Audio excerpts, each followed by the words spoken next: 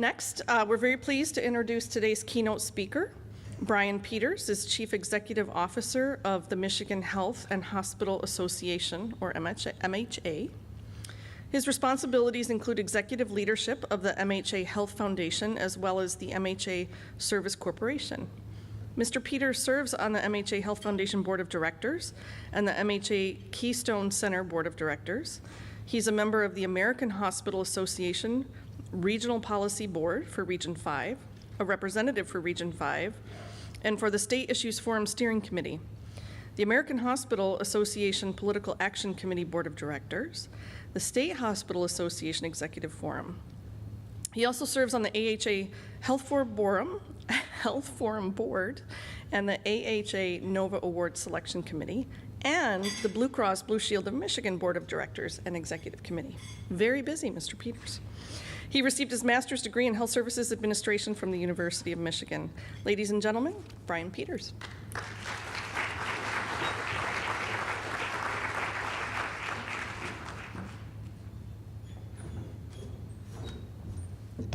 Thank you so much, and good morning, everyone. How's your day going so far?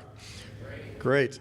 It's great to see such a strong turnout for such an incredibly important issue in healthcare and in society today.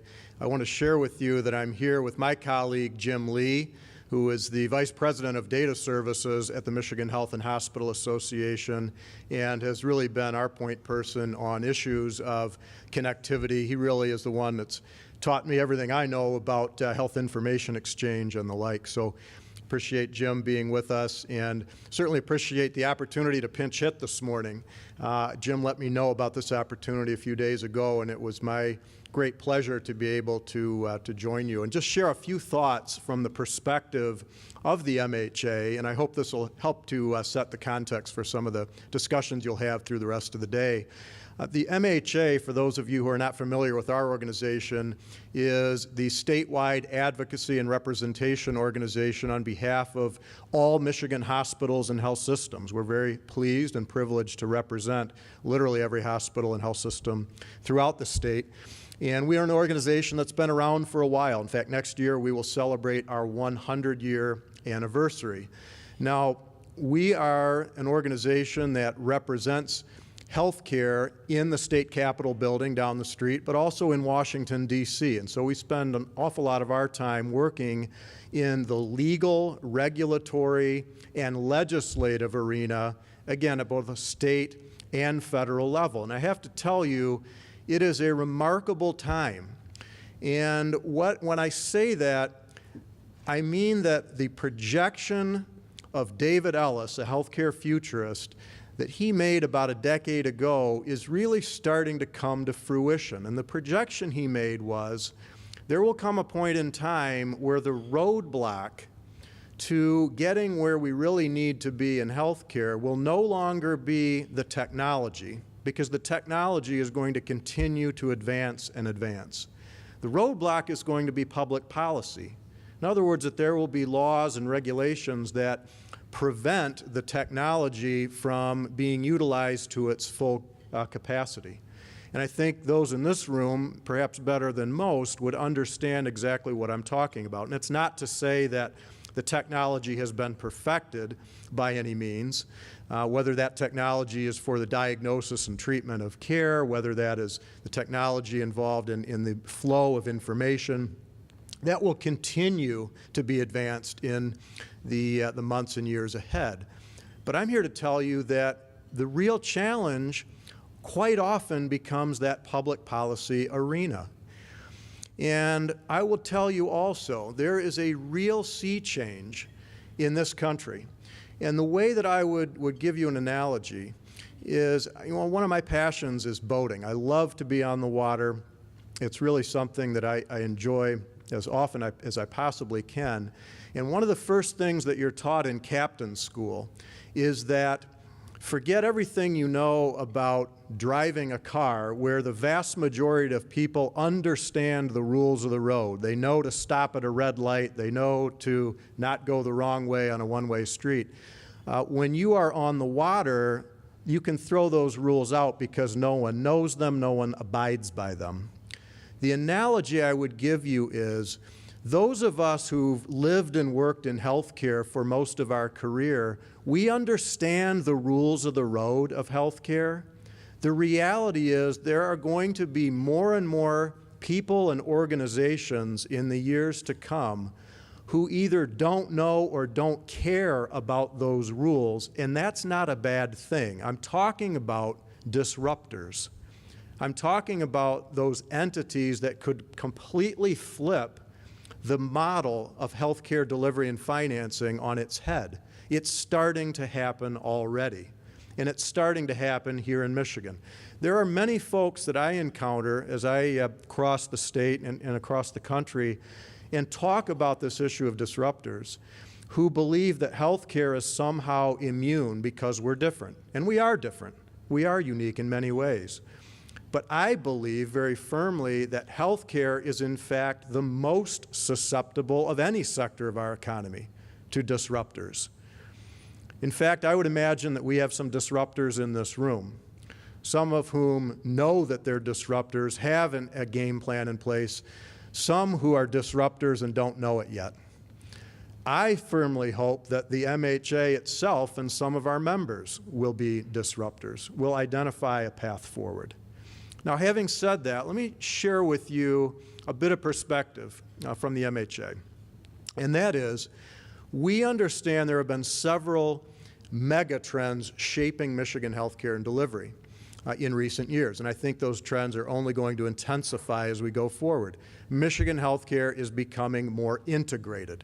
When I came to MHA back in the late 1980s, we had over 200 hospitals in the state of Michigan and over 50,000 licensed inpatient hospital beds.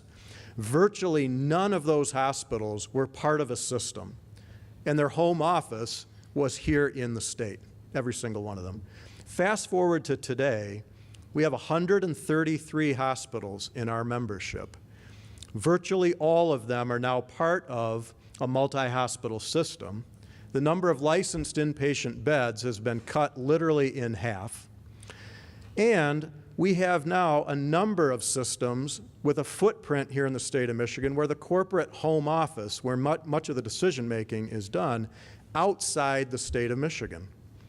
And so we've had to evolve as an organization. I say all the time, I really believe in healthcare, state borders are becoming less and less relevant. In fact, 3 years ago when the MHA modernized our mission and vision statement, it is very simple and straightforward. We advance the health of individuals and communities. Notice that there are two words absent from that mission statement: hospitals and Michigan. It's in our name, and Michigan hospitals continue to be at the root of our organization. But our mission statement is we advance the health of individuals and communities, period. We understand that healthcare is about becoming more holistic, meaning we can't focus simply on what happens inside the four walls of an acute care hospital, number one. And number two, we have to be broader in our view. That view can't stop at the state border because our core members are not stopping their activity at the state borders. Example of that, the MHA for the last 4 years now has partnered with the Illinois Hospital Association and the Wisconsin Hospital Association through our federal CMS-funded patient safety and quality improvement work.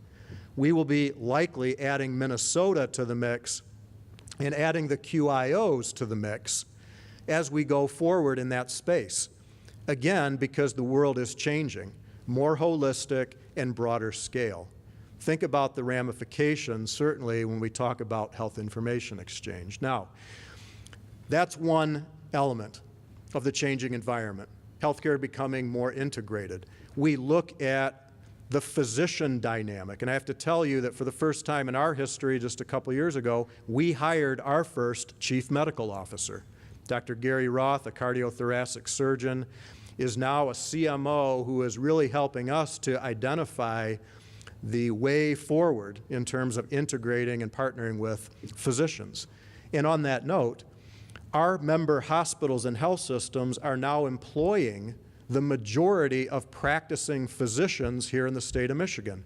That is absolutely a sea change from when I first came to MHA, where only a very slim number of practicing physicians in the state of Michigan were fully employed by hospitals and healthcare care systems.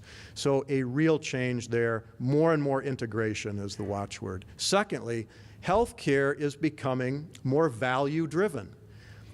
Again, this is the volume to value shift that we've all heard so much about. There are many examples of that shift right here in the state of Michigan as payers and employers are looking to move down that path toward value.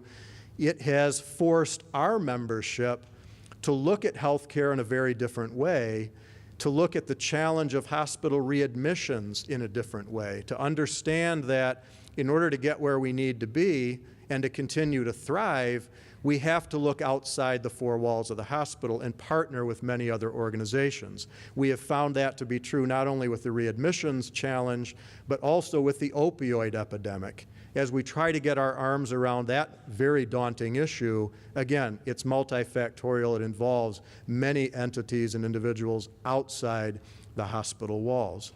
And then finally, healthcare is becoming more transparent. This is an issue that presents a real challenge for MHA, for hospitals, for physicians and other providers as well. Transparency, both in terms of the cost of care and in terms of the quality of outcomes. We were very proud back in January to launch our new, updated, and modernized MHA transparency site, which presents an awful lot of information about the quality of care that's being provided in all Michigan hospitals. It's free and available to the public, set up in such a way that you can compare Hospital A to Hospital B. On the price and cost side of that ledger, we aren't as far along, and there are many daunting challenges there. How do we really present to each individual patient their actual out-of-pocket cost? That's truly what's relevant. And how do we present to them their true out-of-pocket costs, not just for the knee replacement that occurs in the hospital, but all of the pre- and post-op expense that goes along with that? And finally, how do we go about transparency, presenting information to the public that gets at the issue of appropriateness? In other words, if Hospital A can present information that it is providing better outcomes in terms of morbidity and mortality at lower cost than Hospital B, seems like a pretty easy decision. There's more to the story. What if Hospital B or Hospital C is providing care that is more appropriate, meaning rather than providing the back surgery with those better outcomes and lower cost, they are more conservative in their approach and not providing as many back surgeries to begin with, but managing that situation in a lower cost and more appropriate way, just to provide one example. Again, the transparency challenge has multiple aspects. We have to be mindful of all of them, in my view, as we go forward. There is a final mega trend that supersedes everything I've just talked about, and that is firmly believe, and it's easy for me as an association representative to say this, but I truly believe it, that the public policy domain is becoming more important to healthcare than it has ever been. And I say that for the following reason. Simply do the math in terms of the growth of the Medicare population. And here in a state like Michigan, where we are aging more rapidly than the rest of the country, the aging in place phenomenon, it's particularly true with the aging of the baby boomers. But also look at the expansion of the Medicaid population here in the state of Michigan. Not so long ago, we were below 1 million enrollees in the Medicaid program here in the state. Now it is north of 2.5 million. It is essentially 1 out of every 5 residents in the state of Michigan, and that's been growing over time, partly because of our Medicaid expansion, the Healthy Michigan Plan, which we strongly support here in the state of Michigan. Looking at those two programs alone, to say nothing of the impact of the decisions that are made here in Lansing and certainly in Washington, D.C., that affect everything else that we do. the regulatory structure, medical liability, certificate of need, on and on and on. And I would tell you, as I said, healthcare is going to be more and more dependent, reliant, shaped by public policy than ever before. We have a saying at MHA, politics is not a spectator sport. If you care about advancing the health of individuals and communities here in the state of Michigan, regardless of what role you play in the healthcare delivery system, you cannot stand on the sidelines and watch as decisions are being made. We encourage our members to host elected officials in the hospital setting on a very regular basis so they can see firsthand, here are the challenges that we have with scope of practice, with making sure patients get the right care at the right time always. On and on and on. Regardless of what sort of organization you represent within the healthcare space, I would advise the same thing. Have your elected officials see firsthand what it is that you do and how that makes an impact on advancing the health of individuals and communities. That's going to be critically important as lawmakers are trying to make decisions about how to spend limited resources, and we have many other pressing needs. You've already heard this morning about the roads. We all know there's needed funding there. Prisons, schools. There are other issues. Healthcare has to be in that mix and should be in that mix. The MHA, just about 2 months ago, released our annual Economic Impact of Healthcare report. Did you know that healthcare continues to be the largest employer in the state of Michigan? We produced that report in conjunction with the Michigan State Medical Society and the Michigan Osteopathic Association. But as we talk with lawmakers, we talk with the media and the public, we can talk about the great work that healthcare providers are doing, but at the same time talk about the very positive economic impact that we have on the state of Michigan, and that many of the biggest construction projects that lead to jobs in local communities are attributable to hospitals and healthcare. That's a good thing. That's a good thing, and it's part of Michigan's economic revival. Now, there's something else I would share with you, and think about this in terms of the work we do to connect Michigan. We have, for the last several years, really focused on the triple aim, and it's part of the value proposition for any organization that's working in this space, trying to better connect providers for improved health. So the triple aim, better care, better experience care for each individual patient, certainly keeping an eye on population health, so we're expanding and improving population health while we're focused on better care for each individual patient each time. And then the third leg of that stool, of course, is lower per capita cost. Well, I will tell you that MHA is now very focused on the fourth aim, and it's been lifted up by our current board chairman, Lauren Hamill, who's a physician CEO down at Lakeland Health in southwest Michigan.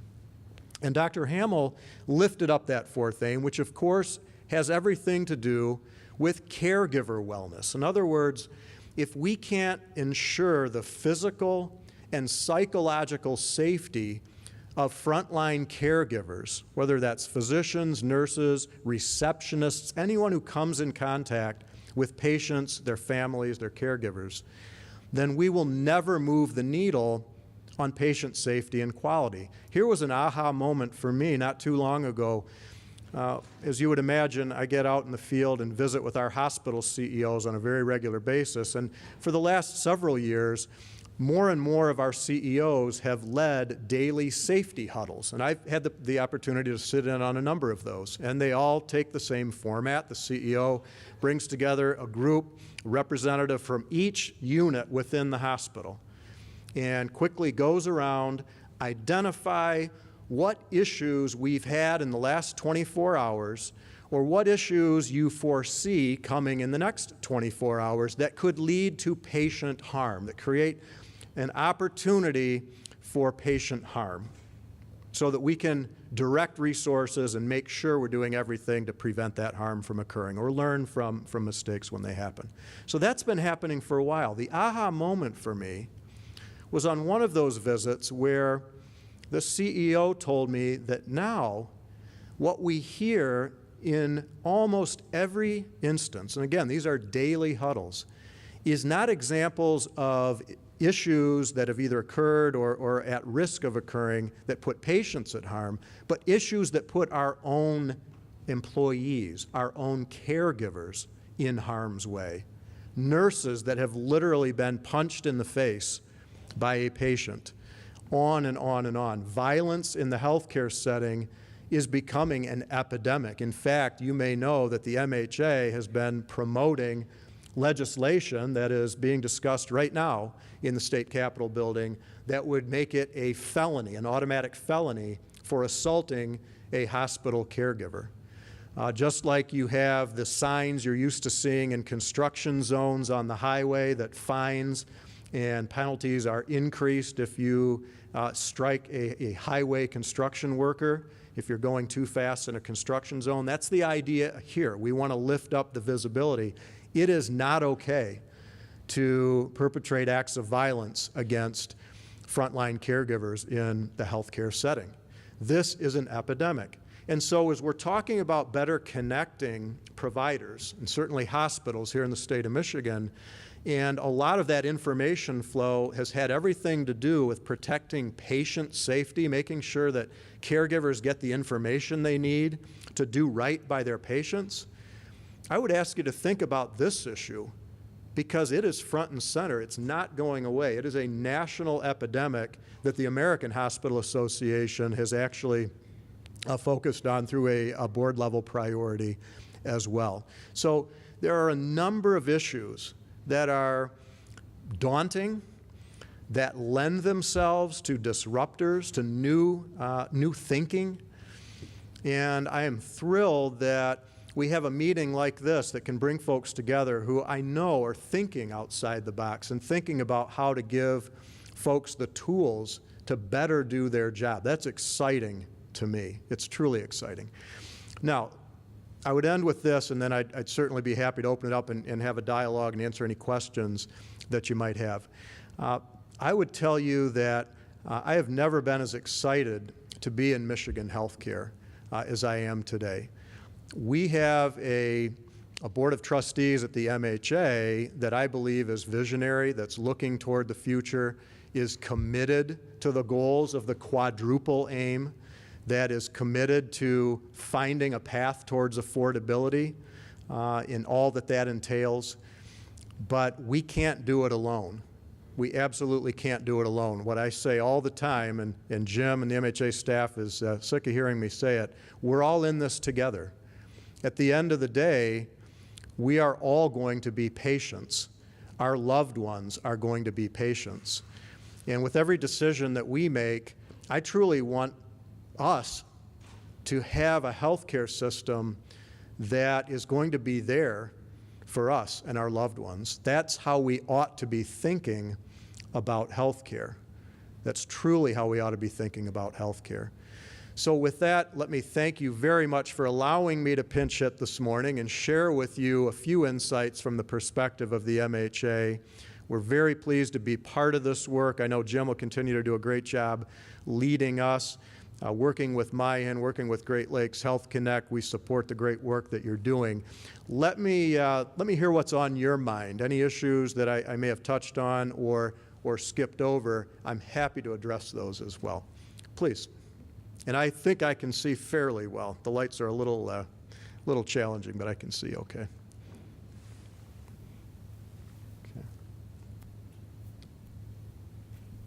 Yes. Hi, Michael Taylor with MyHIN. I was wondering if, beyond the proposed legislation that you mentioned for penalties for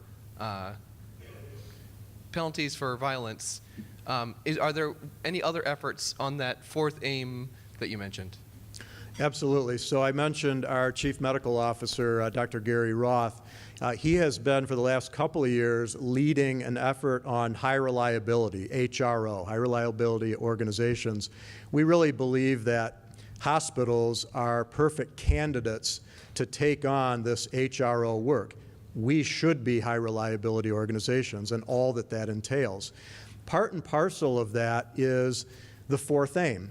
And he has been working with a number of organizations, both here in Michigan but outside the state, who have done an awful lot of work in terms of intersecting with acts of violence and how you can prevent those, how you can make sure that caregivers in the wake of an incident are able to collect themselves and not feel vulnerable going forward. And so we're putting together those resources and learnings in a very aggressive way, working with the Michigan State Medical Society and Michigan Osteopathic Association in that regard as well. From a nursing perspective, the data is very clear about nurse burnout, much of which is driven by these acts of violence that occur. But we're also working through our MHA Keystone Center for Patient Safety and Quality on creating environments of care that can minimize the risk of burnout. It's not just acts of violence, by the way, that create burnout. Obviously, there are many other sources of that burnout and stress as well. Some of that is related to the physical environment. Quite honestly, some of that is workload related, some of that is lack of information or duplication of information that occurs. We hear those complaints all the time. But I would tell you one thing that's very interesting as an association, we have the ability to share best practices. That's what we do, it's what we've done in Keystone. We have not yet dove full speed into this issue, which is there is not a common practice across Michigan hospitals in terms of the use of armed security guards, the use of metal detectors at entryways, the use of security cameras, protocol for visitors and their access to the physical space. You talk to one hospital, they may do it a completely different way than the hospital down the street. And so we want to understand what is the best practice, and if there's a best practice, let's scale that. Let's adopt that across the board and make sure that, that our caregivers are being protected. We've done this in the past with smoke-free hospital campus strategies, with healthy hospital menus. The MHA was a leader in both of those statewide campaigns. No reason we can't do likewise here. Other questions? Yes, ma'am.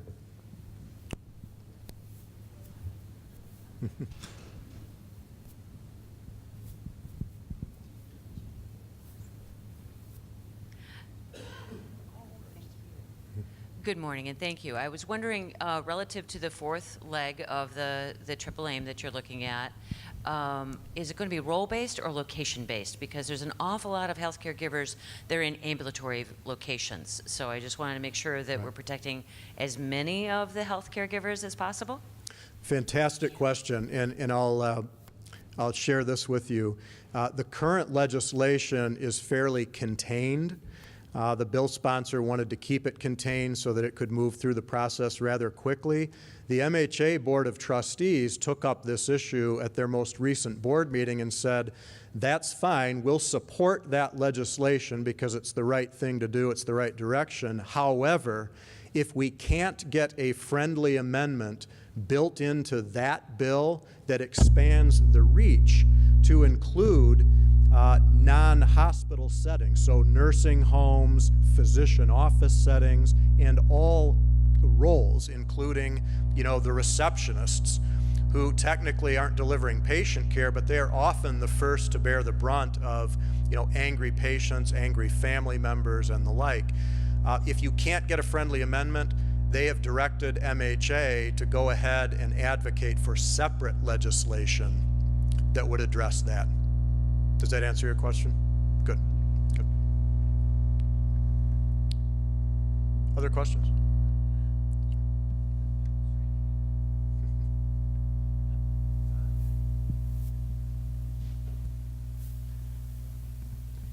Maybe it all worked better. All right. Tim Fletcher, Mahan. First of all, I want to just thank the MHA formally for letting us have access to Jim Lee's leadership. He's been a great a great focal point for conversation and dialogue around the technical project, technical activities, and we don't often find everybody willing, particularly in the CEO suite, to talk about technology, and we think it's very strategic. My question is around, I guess they're all coming around to that fourth reducing provider burden kind of conversation of the quadruple aim. Where do you think the opportunities are to reduce burden by sort of streamlining some of the administrative things? I'm thinking quality measures, I'm thinking reporting kinds of activities that seem to come from so many different places where we think technology can probably help automate and perhaps even standardize by getting people to kind of reduce variation and reduce duplication. Does MHA have any activities in that front, or even the American Hospital Association at a national level? That's a very appropriate question, and I would tell you that, you know, for many, many years, the role of our association, and certainly the AHA at the federal level, has been focused primarily on the revenue side of the equation, meaning in our junkyard dog advocacy role, we are trying to protect and increase Medicare payments to hospitals, Medicaid payments to hospitals. How can we intersect with private insurers to make sure that there's a good relationship there, again, on the reimbursement front.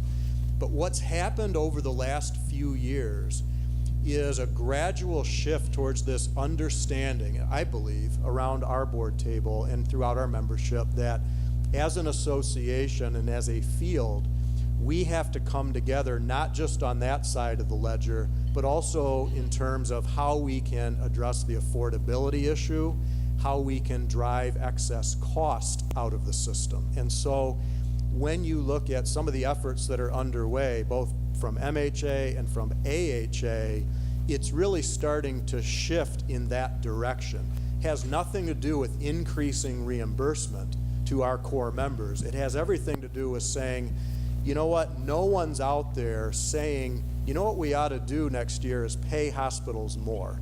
We're not hearing much of that. I understand that. But there's an understanding that, okay, if that's the dynamic, then we need to address the other side of the ledger. And whether it's the notion that high quality care costs less because you minimize readmissions and the penalties associated with them, you're minimizing all of the risk incumbent upon hospitals in the medical liability space, et cetera, et cetera. If you can make an argument that what you're bringing to the table ultimately creates cost savings and not additional costs, that's going to get the ear of the C-suite. That's my belief. And often that's a tough sell. When you come to CEOs and talk about a new initiative, whatever it is, the first question is, or the first notion is, that's going to cost me more money. At least in the short term, that's going to cost me more money. I'm not interested. So making the argument that in the long term, hopefully even in the short term, whatever it is that you're promoting, whatever it is you're trying to do, can actually bend the cost curve, can actually address that underlying affordability issue, that's going to be a winning pitch. I would also tell you, seek partners, seek strategic partners. One of the ways we have been successful as an association in the patient safety and quality realm has been not going to our members and saying, look, this is a great idea. Everything we're doing in the Keystone arena is a great idea. Here's the bill. That wouldn't have worked so well. Instead, we've said everything we're proposing to do here is a great idea. And oh, by the way, we have a CMS contract that's helping to pay the upfront cost. Blue Cross Blue Shield of Michigan has invested millions of dollars to support the work of the MHA Keystone Center over the last decade. And so seeking partners who can share that cost, they do it because they see an ROI, and maybe their time horizon is a bit longer. Federal government can see the return on that investment. Blue Cross can see that return. So that would be my advice as well. Yes, ma'am. Thank you so much for your presentation. It's very informative and interesting. My name is Ellis. I'm with Huron Valley Physicians Association. It's an independent network in Washtenaw County area. And with the background of technology and communication, integration and partnership, what do you see as the best way to define success between independent organizations that are outpatient like that and health systems and hospitals? Well, certainly from the perspective of our membership, the ability to work collaboratively to be on the same page. If there are contracts that exist that create alignment of incentives between physician organizations and hospitals, in our case, so that we're pulling in the same direction, that really sounds and feels like success to me, with the ultimate metric, of course, being forget about the mechanics of how we get there. Are we creating the best outcomes for patients at the lowest possible cost? I mean, ultimately, that is what we're all driving towards.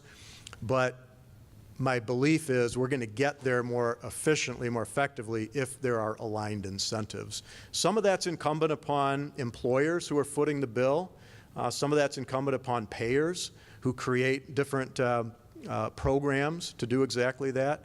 Some of it's incumbent on the providers themselves to be leaders in this regard and to come together and say, you know what, there's a better path forward. And there's technology that exists. We're not utilizing it to its full extent. How can we? Because that should be an imperative.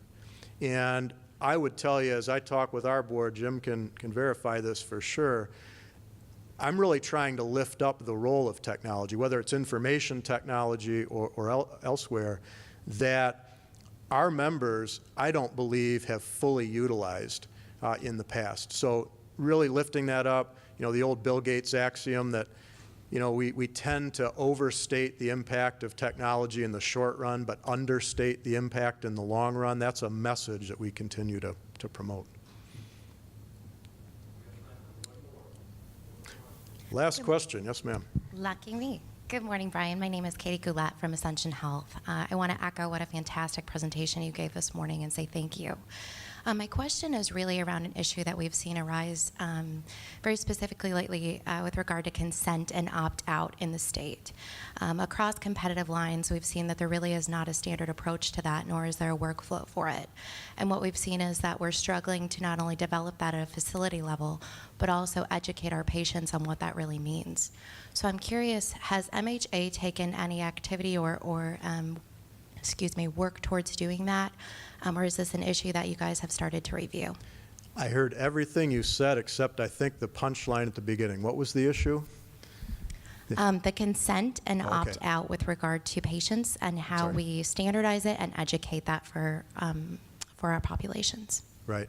So, in fact, the consent and opt-out issue, if you didn't hear it, the MHA Keystone Center has been involved to some extent in terms of working with our frontline caregivers, working with our hospitals and health systems to get our arms around that. But I can't point to a specific outcome that we've achieved at this point.